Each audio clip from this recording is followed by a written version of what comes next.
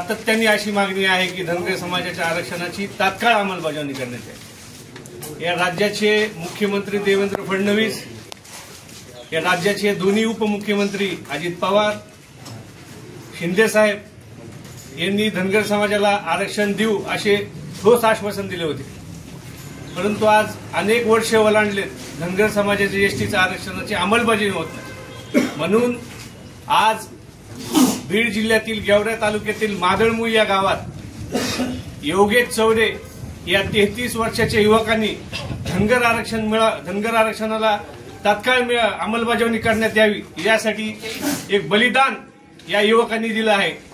म्हणून आज या मादळमुई गावाच्या वतीने या राज्याचे मुख्यमंत्री आदरणीय देवेंद्र फडणवीस, दोन्ही उपमुख्यमंत्री अजित पवार आणि एकनाथ शिंदे यांना आपल्या माध्यमातून कळकळीची विनंती, धनगर समाजाच्या आरक्षणाचा प्रश्न तात्काळ सोडवण्यात यावा।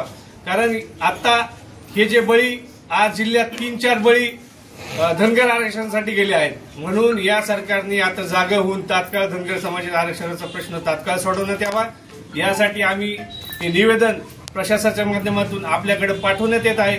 आणि इथून पुढच्या काळात जर धनगर समाजाला आरक्षण जर नाही मिळालं, यापेक्षा ही धनगर समाजाचा उद्रेक जर बघायचा असेल तर तुम्हाला निश्चितपणे येणाऱ्या काळात दिसेल।